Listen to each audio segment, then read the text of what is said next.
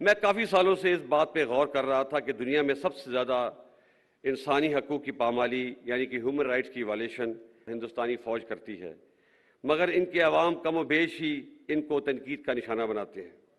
اس کے برعکس ہماری فوج جو دن رات قوم کی خدمت میں مصروف رہتی ہے، گائے بگائے تنقید کا نشانہ بنتی ہے۔ میرے نزدیک اس کی بڑی وجہ 70 سال سے فوج کی مختلف صورتوں میں سیاست میں مداخلت ہے، جو کہ غیر آئینی ہے۔ اس لیے پچھلے سال فروری میں فوج نے بڑی سوچ و بچار کے بعد فیصلہ کیا کہ آئندہ فوج کسی سیاسی معاملے میں مداخلت نہیں کرے گی۔ میں آپ کو یقین دلاتا ہوں کہ ہم اس پر سختی سے کاربند ہیں اور آئندہ بھی رہیں گے۔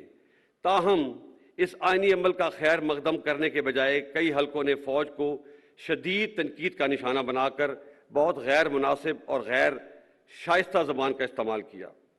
فوج پہ تنقید عوام اور سیاسی پارٹیوں کا حق ہے، لیکن الفاظ کے چناؤ اور استعمال میں احتیاط برتنی چاہیے۔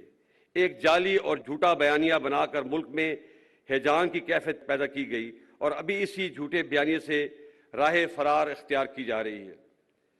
سینئر لیڈرشپ کو غیر مناسب القابات سے پکارا گیا۔ میں آپ کو واضح کر دینا چاہتا ہوں کہ فوج کی قیادت کچھ بھی کر سکتی ہے، لیکن کبھی بھی ملک کے مفاد کے خلاف نہیں جا سکتی۔ کیا آپ یہ سمجھتے ہیں کہ ملک میں ایک بیرونی سازش ہو اور آرمڈ فورسز ہاتھ پہ ہاتھ دھری بیٹھی رہیں گی؟ یہ ناممکن ہے، بلکہ یہ ایک گناہ کبیرہ ہے۔ اور جو لوگ یہ سمجھتے ہیں کہ وہ فوج اور عوام میں درار ڈال دیں گے، وہ بھی ہمیشہ ناکام ہوں گے۔